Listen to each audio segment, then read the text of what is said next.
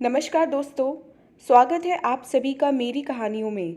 मैं हूँ शिखा और एक बार फिर से आपके लिए लेकर आई हूँ एक नई कहानी और उम्मीद करती हूँ कि बाकी कहानियों की तरह ये कहानी भी आपको बेहद पसंद आएगी और आप इसी तरह अपना प्यार और सपोर्ट मेरी वीडियोस पर बनाए रखेंगे। तो चलिए अपनी आज की कहानी शुरू करते हैं। काव्या को इस ऑफिस में ज्वाइन किए लगभग 4 साल हो गए थे। अपने पापा की मृत्यु के बाद सरकारी नियमानुसार उसे यहाँ क्लर्क की नौकरी मिल गई थी। नमन जी ने उसे ऑफिस का सारा काम सिखाया था। चूँकि वे काव्या के पापा के सहकर्मी थे, इस नाते भी वह उन्हें पिता से सम्मान देती थी। शुरू शुरू में जब उसने ज्वाइन किया था तो कितना उत्साह था उसमें हर नए काम को सीखने का, मगर जब से नए बॉस मनन आए हैं, काव्या का मन तो बस उनके इर्द गिर्द ही घूमता रहता है। काव्य का कुंवारा मन मनन को देखते ही दीवाना सा हो गया था। 5 फुट 8 इंच हाइट, हल्का सांवला रंग और एकदम परफेक्ट कदकाठी, और बातचीत का अंदाज तो इतना लुभावना कि उसे शब्दों का जादूगर ही कहने का मन करता था। असंभव शब्द तो जैसे नेपोलियन की तरह उसकी डिक्शनरी में था भी नहीं। हर मुश्किल का हल था उसके पास। काव्य को लगता था कि बस वे बोलते ही रहे और वे सुनती रहे। ऐसे ही जीवन साथी की तो कल्पना की थी उसने अपने लिए। मनन नई विचारधारा का हाईटेक ऑफिसर था। वह पेपरलेस वर्क का पक्षधर था। ऑफिस के सारे काम कंप्यूटर और मेल से करने पर जोर देता था। उसने नमन जी जैसे रिटायरमेंट के करीब व्यक्ति को भी जब मेल करना सिखा दिया तो काव्या उसकी फ़ैन हो गई। सिर्फ काव्या ही नहीं, बल्कि ऑफिस का सारा स्टाफ ही मनन के व्यवहार का कायल था। वह अपने ऑफिस को भी परिवार ही समझता था। स्टाफ के हर सदस्य में पर्सनल टच रखता था। उसका मानना था कि हम दिन का एक अहम हिस्सा जिनके साथ बिताते हैं, उनके बारे में हमें पूरी जानकारी होनी चाहिए और उनसे जुड़ी हर अच्छी और बुरी बात से हमें उनके साथ में खड़ा होना चाहिए। अपनी इस नीति के तहत हर दिन किसी एक व्यक्ति को अपने चैम्बर में बुलाकर चाय की चुस्कियों के साथ मनन उनसे व्यक्तिगत स्तर पर ढेर सी बातें करता था। इसी सिलसिले में काव्या को भी अपने साथ चाय पीने के लिए आमंत्रित करता था। जिस दिन मनन के साथ काव्या की ऑफिस डेट होती थी, वे बड़े ही मन से तैयार होकर आती थी। कभी कभी अपने हाथ से बने स्नैक्स भी मनन को खिलाती थी। अपने स्वभाव के अनुसार वह उसकी हर बात की तारीफ करती थी। काव्या को लगता था जैसे वह हर डेट के बाद मनन के और भी करीब आ जाती है। पता नहीं क्या था मनन की गहरी आंखों में कि उसने एक बार झांका तो बस उनमें डूबती ही चली गई। मनन को शायद काव्या की मनोदशा का कुछ कुछ अंदाज़ा हो गया था, इसलिए वह अब काव्या को अपने चैम्बर में अकेले कम ही बुलाता था। एक बार बातों बातों में मनन ने उससे अपनी पत्नी प्रिया और 2 बच्चों विहान और विवान का जिक्र भी किया था। बच्चों में तो काव्या ने दिलचस्पी दिखाई थी, मगर पत्नी का जिक्र आते ही उसका मुंह उतर गया, जिसे मनन की अनुभवी आंखों ने फौरन ताड़ लिया। पिछले साल मनन अपने बच्चों की गर्मियों की छुट्टियों में परिवार सहित शिमला घूमने गया था। उसकी गैर मौजूदगी में काव्य को पहली बार ये एहसास हुआ कि मनन उसके लिए कितना ज़रूरी हो गया है। मनन का खाली चैम्बर उसे काटने को दौड़ता था। दिल के हाथों मजबूर होकर तीसरे दिन काव्या ने हिम्मत जुटाकर मनन को फ़ोन लगाया। पूरा दिन उसका फ़ोन नॉट रीचेबल आता रहा। शायद पहाड़ी इलाके में नेटवर्क कमज़ोर था। आखिरकार उसने व्हाट्सएप पर मैसेज छोड़ दिया, मिसिंग यू, कम सून। देर रात मैसेज देखने के बाद मनन ने रिप्लाई में सिर्फ 2 स्माइली भेजी, मगर वे भी काव्या के लिए अमृत की बूंदों के समान थीं।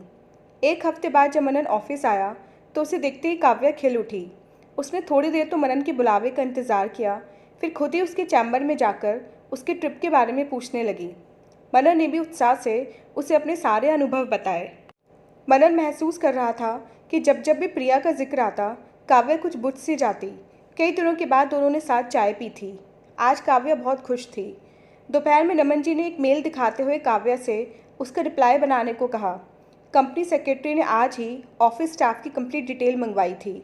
रिपोर्ट बनाते समय अचानक काव्या मुस्कुरा उठी जब मनन की डिटेल बनाते समय उसे पता चला कि अगले महीने ही मनन का जन्मदिन है। मन ही मन उसने मनन के लिए सरप्राइज़ प्लान कर लिया।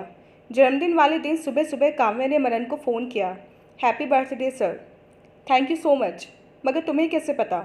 मनन ने पूछा। यही तो अपनी खास बात है सर, जिसे यादों में रखते हैं उसकी हर बात याद रखते हैं, काव्या ने शायराना अंदाज में इतलाते हुए कहा। मनन उसके बचपने पर मुस्कुरा उठा। सिर्फ थैंक यू से काम नहीं चलेगा, ट्रीट तो बनती है। काव्या ने अगला तीर छोड़ा। ऑफ कोर्स, बोलो कहाँ लोगी? जहाँ आप ले चलो, आप साथ होंगे तो कहीं भी चलेगा। काव्या धीरे धीरे मुद्दे की तरफ आ रही थी। अंत में तय हुआ कि मनन उसे मैटिनी शो में फिल्म दिखाएगा। मनन के साथ 3 घंटे उसके बगल में बैठने की कल्पना करके ही काव्य हवा में उड़ रही थी। उसने मनन से कहा कि फिल्म के टिकट वह ऑनलाइन बुक करवा लेगी। अच्छी तरह चेक करके काव्या ने लास्ट रो की 2 कॉर्नर सीट बुक करवा ली। अपनी पहली जीत पर उत्साह से भरी वह आधा घंटा पहले ही पहुंचकर हॉल के बाहर मनन का इंतजार करने लगी। मगर मनन फिल्म शुरू होने पर ही आ पाया। उसे देखते ही काव्या ने मुस्कुराकर एक बार फिर उससे बर्थडे विश किया और दोनों हॉल में चले गए। क्योंकि फिल्म स्टार्ट हो चुकी थी और हॉल में अंधेरा था, इसलिए काव्या ने धीरे से मनन का हाथ थाम लिया। फिल्म बहुत ही कॉमेडी थी। काव्या हर पंच पर हंस हंस के धोरी हुई जा रही थी। 1-2 बार तो वह मनन के कंधे से ही सट गई। इंटरवल के बाद एक डरावने से सीन को देखकर उसने मनन का हाथ कसकर थाम लिया। एक बार हाथ थामा तो फिर उसने पूरी फिल्म में उसे पकड़े रखा। मनन ने भी हाथ छुड़ाने की ज़्यादा कोशिश नहीं की। फिल्म खत्म होते ही हॉल खाली होने लगा। काव्या ने कहा, 2 मिनट रुक जाते हैं, अभी भीड़ बहुत है। फिर अपने पर्स में कुछ टटोलने का नाटक करते हुए बोली, यह लो, आपसे ट्रीट तो ले ली और बर्थडे गिफ्ट दिया ही नहीं। आप अपनी आंखें बंद कीजिए। मनन ने जैसे ही अपनी आंखें बंद की, काव्या ने एक गहरा चुंबन उसके होठों पर जड़ दिया। मनन ने ऐसे सरप्राइज गिफ्ट की कोई कल्पना नहीं की थी। उसका दिल तेजी से धड़कने लगा और अनजाने ही उसके हाथ काव्या के इर्द गिर्द लिपट गए। काव्या के लिए यह एकदम अनछुआ एहसास था। उसका रोम रोम भीग गया। वह मनन के कान में धीरे से बुदबुदाई, यह जन्मदिन आपको ज़िंदगी भर याद रहेगा। मनन अभी भी असमंजस में था कि इस राह पर कदम आगे बढ़ाए या फिर यहीं रुक जाए। हिचकोले खाता यह रिश्ता धीरे धीरे आगे बढ़ रहा था। जब भी काव्या मनन के साथ होती तो मनन उसे एक समर्पित प्रेमी सा लगता, और जब वह उससे दूर होती तो उसे यह महसूस होता जैसे कि मनन से उसे कोई रिश्ता ही नहीं है। काव्या हर वक्त उसी के ख्यालों में खोई रहती। वहीं मनन के लिए उसका काम उसकी पहली प्राथमिकता थी और उसके बाद उसके बच्चे। काव्या ऑफिस से जाने के बाद भी मनन के संपर्क में रहना चाहती थी, मगर मनन ऑफिस के बाद ना तो उसका फ़ोन उठाता था और ना ही किसी मैसेज का जवाब देता था। कुल मिलाकर काव्या उसके लिए दीवानी हो चुकी थी, मगर मनन शायद अभी भी इस रिश्ते को लेकर गंभीर नहीं था। एक दिन सुबह सुबह मनन ने काव्या को चैम्बर में बुलाकर कहा, काव्या, मुझे घर पर मैसेज मत किया करो। घर जाने के बाद बच्चे मेरे मोबाइल में गेम खेलने लगते हैं। ऐसे में कभी तुम्हारा कोई मैसेज किसी के हाथ लग गया तो बवाल मच जाएगा। क्यों, क्या तुम डरते हो? काव्या ने उसे ललकारा। बात डरने की नहीं है, यह हम दोनों का निजी रिश्ता है। इसे सार्वजनिक करके इसका अपमान नहीं करना चाहिए। कहते हैं ना कि खूबसूरती की लोगों की बुरी नज़र लग जाती है, और मैं नहीं चाहता कि हमारे इस खूबसूरत रिश्ते को किसी की नज़र लगे। मनन ने काव्या को बातों के जाल में उलझा लिया, क्योंकि वह जानता था कि प्यार से न समझाया गया तो काव्या अभी यहीं रोना धोना शुरू कर देगी। अपने पूरे समर्पण के बाद भी काव्या मनन को अपने लिए दीवाना नहीं बना पा रही थी। वह समझ नहीं पा रही थी कि वह ऐसा क्या करे जिससे मनन सिर्फ उसका होकर रहे। वह मनन को कैसे जताए कि वह उससे कितना प्यार करती है, उसके लिए किस हद से गुजर सकती है, किसी से भी बगावत कर सकती है। आखिर काव्या को एक तरीका सूझ ही गया। मनन अभी ऑफिस के लिए घर से निकला ही था कि काव्या का फ़ोन आया। बेहद कमज़ोर सी आवाज़ में उसने कहा, मनन, मुझे तेज बुखार है और माँ भी 2 दिन से नानी के घर गई हुई हैं। प्लीज़ मुझे कोई दवा ला दो, और हाँ, मैं आज ऑफिस नहीं आ सकूँगी। मनन ने घड़ी देखी, अभी आधा घंटा था उसके पास। उसने रास्ते में एक मेडिकल स्टोर से बुखार की दवा ली और काव्या के घर पहुंचा। डोरबेल बजाई तो अंदर से आवाज़ आई, दरवाज़ा खुला है, आ जाओ। मनन अंदर आ गया। आज पहली बार वह काव्या के घर आया था। काव्या बिस्तर पर लेटी हुई थी। मनन ने इधर उधर देखा। घर में उन दोनों के अलावा और कोई नहीं था। मनन ने प्यार से काव्या के सिर पर हाथ रखा तो चौंक उठा। बोला, अरे तुम्हें तो बुखार है ही नहीं। वह उससे लिपटकर सिसक उठी।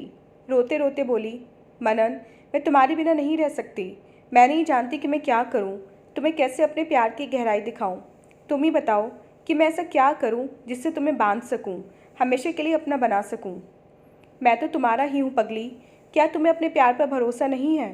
मनन ने उसके आंसू पोंछते हुए कहा। भरोसा तो मुझे तुम पर अपने आप से भी ज़्यादा है, कहकर काव्या उससे और भी कसकर लिपट गई। बिल्कुल सिरफिरी हो तुम, कहकर मनन उसके बालों को सहलाता सहलाता उसके आंसुओं के साथ बहने लगा। तन्हाइयों ने उनका भरपूर साथ दिया और दोनों एक दूसरे में खोते चले गए। अपना मन तो काव्या पहले ही उसे दे चुकी थी, आज अपना तन भी उसने अपने प्रिय को सौंप दिया था। शादीशुदा मनन के लिए यह कोई अनोखी बात नहीं थी, मगर काव्य का कुंवारा तन पहली बार प्यार की सतरंगी फुहारों से तरबतर हुआ था। आज उसने पहली बार कायनात का सबसे वर्जित फल चखा था। काव्य अब संतुष्ट थी कि उसने मनन को पूरी तरह से पा लिया है। झूम उठती थी वह जब मनन उसे प्यार से सिरफिरी कहता था, मगर उसका यह खुमार भी जल्दी ही उतर गया। 2-3 साल तो मनन के मन का भौरा काव्य के तन के पराग पर मंडराता रहा, मगर फिर वही ढाक के 3 पार मनन फिर से अपने काम की तरफ झुकने लगा और काव्य को नज़रअंदाज करने लगा। अब काव्य के पास भी समर्पण के लिए कुछ नहीं बचा था। वह परेशानी में और भी अधिक दीवानी होने लगी। कहते हैं ना कि इश्क और मुश्क छिपाए नहीं छिपता। उनका रिश्ता भी पूरे विभाग में चर्चा का विषय बन गया। लोग सामने तो मनन की गरिमा का ख्याल कर लेते थे, मगर पीठ पीछे उसे काव्य का भविष्य बर्बाद करने के लिए जिम्मेदार ठहराते थे। हालांकि मनन तो अपनी तरफ से इस रिश्ते को नकारने की बहुत कोशिश करता था, मगर काव्य का दीवानापन उनके रिश्ते की हकीकत को बयां कर ही देता था। बल्कि वह तो खुद चाहती थी कि लोग उसे मनन के नाम से जानें। बात उड़ते उड़ते दोनों के घर तक पहुंच गई। जहां काव्य की माँ उसकी शादी पर जोर देने लगी, वहीं प्रिया ने भी मनन से इस रिश्ते की सच्चाई के बारे में सवाल किए। प्रिया को तो मनन ने अपने शब्दों के जाल में उलझा लिया, मगर विहान और विवान के सवालों के जवाब नहीं थे उसके पास। एक पिता भला अपने बच्चों से कैसे कह सकता था कि उनकी माँ की नाराज़गी का कारण उसके नाजायज़ संबंध है। मनन काव्य से प्यार तो करता था, मगर एक पिता की जिम्मेदारियां भी बखूबी समझता था। वह बच्चों के भविष्य के साथ खिलवाड़ नहीं करना चाहता था। इधर काव्य की दीवानगी भी मनन के लिए परेशानी का कारण बनने लगी थी। एक दिन काव्य ने मनन को अकेले में मिलने के लिए बुलाया। मनन को उस दिन प्रिया के साथ बच्चों के स्कूल पेरेंट टीचर मीटिंग में जाना था, इसलिए उसने मना कर दिया। यही बात काव्य को नागवार गुजरी। वह लगातार मनन को फ़ोन करने लगी, मगर मनन उसकी मानसिकता अच्छी तरह समझता था। उसने अपने मोबाइल को साइलेंट मोड पर डाल दिया। मीटिंग से फ्री होकर मनन ने फ़ोन देखा तो काव्य की 20 मिस कॉल देखकर उसका सिर चकरा गया। एक मैसेज भी था कि अगर मुझसे मिलने नहीं आए तो मुझे हमेशा के लिए खो दोगे। सिर फ्री है, कुछ भी कर सकती है। सोचते हुए मनन ने उसे फ़ोन लगाया। सारी बात समझाने पर काव्य ने उसे घर आकर सॉरी बोलने की शर्त पर माफ़ किया। इतने दिनों बाद एकांत मिलने पर दोनों का बहकना तो स्वाभाविक ही था। ज्वार उतरने के बाद काव्य ने कहा, मनन, हमारे रिश्ते का भविष्य क्या है? सब लोग मुझ पर शादी करने का दबाव बना रहे हैं। सही ही तो कर रहे हैं सब। अब तुम्हें भी इस बारे में सोचना चाहिए। मनन ने कपड़े पहनते हुए कहा। शर्म नहीं आती तुम्हें मुझसे ऐसी बात करते हुए? क्या तुम मेरे साथ बिस्तर पर किसी और की कल्पना कर सकते हो? काव्य तड़प उठी। नहीं कर सकता, मगर हकीकत यही है कि मैं तुम्हें प्यार तो कर सकता हूँ और करता भी हूँ, मगर एक सुरक्षित भविष्य नहीं दे सकता। मनन ने उसे समझाने की कोशिश की। मगर तुम्हारे बिना तो मेरा कोई भविष्य ही नहीं है। काव्य के आंसू बहने लगे। मनन समझ नहीं पा रहा था कि सिरफिरी को कैसे समझाए। तभी मनन का कोई ज़रूरी कॉल आ गई और वह काव्य को हैरान परेशान छोड़ चला गया। काव्य ने अपने आप से प्रश्न किया कि क्या मनन उसका इस्तेमाल कर रहा है, उसे धोखा दे रहा है? नहीं, बिल्कुल नहीं। मनन ने कभी उससे शादी का कोई झूठा वादा नहीं किया, बल्कि पहले दिन से ही अपनी स्थिति स्पष्ट कर दी थी। प्यार की पहल खुद उसी ने की थी। उसी ने मनन को निमंत्रण दिया था अपने पास आने का। काव्य को जवाब मिला। तो फिर क्यों वह मनन को जवाबदेह बनाना चाह रही है? क्यों वह अपनी इस स्थिति के लिए उसे जिम्मेदार ठहरा रही है? काव्य दोराहे पर खड़ी थी। एक तरफ मनन का प्यार था, मगर उस पर अधिकार नहीं था, और दूसरी तरफ ऐसा भविष्य था जिसके सुखी होने की कोई गारंटी नहीं थी। क्या करे, क्या ना करे? कहीं और शादी कर भी ले तो क्या मनन को भुला पाएगी? उसके इतना पास रहकर क्या किसी और को अपनी बगल में जगह दे पाएगी? प्रश्न बहुत से थे, मगर जवाब कहीं नहीं थे। इसी कश्मकश में काव्य अपने लिए आने वाले हर रिश्ते को नकारती जा रही थी। इसी बीच प्रमोशन के साथ ही मनन का ट्रांसफ़र दूसरे सेक्शन में हो गया। अब काव्य के लिए मनन को रोज़ देखना भी मुश्किल हो गया था। प्रमोशन के साथ ही उसकी जिम्मेदारियां भी पहले से काफ़ी बढ़ गई थीं। इधर विहान और विवान भी स्कूल से कॉलेज में आ गए थे। मनन को अपनी सामाजिक प्रतिष्ठा का भी ध्यान रखना पड़ता था। इस तरह काव्य से उसका संपर्क कम से कमतर होता गया। मनन की बेरुखी से काव्य डिप्रेशन में रहने लगी। वह दिन देखती न रात बार बार मनन को फ़ोन मैसेज करने लगी, तो मनन ने उसका मोबाइल नंबर ब्लॉक कर दिया। एक दिन काव्य को कहीं से खबर मिली कि मनन विभाग की तरफ से किसी ट्रेनिंग के लिए चेन्नई जा रहा है, और फिर वहीं 3 साल के लिए प्रतिनियुक्ति पर रहेगा। काव्य को सदमा सा लगा। वह सुबह सुबह उसके ऑफिस में पहुंच गई। मनन अभी तक आया नहीं था। वह वहीं बैठकर उसका इंतज़ार करने लगी। जैसे मनन चैम्बर में घुसा, काव्य फूट फूट कर रोने लगी। रोते रोते बोली, इतनी बड़ी बात हो गई और तुमने मुझे बताने लायक भी नहीं समझा। मनन घबरा गया। उसने फ़ौरन चैम्बर का गेट बंद किया और काव्य को पानी का ग्लास थमाया। वह कुछ शांत हुई तो मनन बोला, बता देता तो क्या तुम मुझे जाने देती? इतना अधिकार तो तुमने मुझे कभी दिया ही नहीं कि मैं तुम्हें रोक सकूं। काव्य ने गहरी निराशा से कहा। काव्या, मैं जानबूझकर तुमसे दूर जाना चाहता हूँ ताकि तुम अपने भविष्य के बारे में सोच सको, क्योंकि मैं जानता हूँ जब तक मैं तुम्हारे आसपास हूँ तुम मेरे अलावा कुछ और सोच ही नहीं सकती। मैं इतना प्यार देने के लिए हमेशा तुम्हारा शुक्रगुजार रहूँगा। मैं अपने स्वार्थ की खातिर तुम्हारी ज़िंदगी बर्बाद नहीं कर सकता। मुझे लगता है कि हमें अपने रिश्ते को यहीं छोड़कर आगे बढ़ना चाहिए। मैंने तुम्हें हमेशा बिना शर्त प्यार किया है और करता रहूँगा, मगर मैं इसे सामाजिक मान्यता नहीं दे सकता। काश तुमने मुझे प्यार ना किया होता। मैं तुम्हें प्यार करता हूँ, इसीलिए चाहता हूँ कि तुम हमेशा खुश रहो। हम चाहे कहीं भी रहें, तुम मेरे दिल में हमेशा रहोगी। सुनकर काव्या को सदमा तो लगा, मगर मनन सच ही कह रहा था। अंधेरे में भटकने से बेहतर है कि अब उसे नया चिराग जलाकर आगे बढ़ जाना चाहिए। काव्या ने अपने आंसू पोंछ फिर से मुस्कुराई। फिर उठते हुए मनन से हाथ मिलाते हुए बोली, नए प्रोजेक्ट के लिए ऑल द बेस्ट। चलो एक बार फिर से अजनबी बन जाएं हम दोनों। और हाँ, मुझे पहले प्यार की अनुभूति देने के लिए शुक्रिया। और फिर आत्मविश्वास के साथ चैम्बर से बाहर निकल गई। तो दोस्तों, ये थी हमारी आज की कहानी। उम्मीद करती हूँ कहानी आपको पसंद आई होगी। मिलते हैं अपनी नेक्स्ट कहानी के साथ। तब तक के लिए आज्ञा दीजिए। धन्यवाद।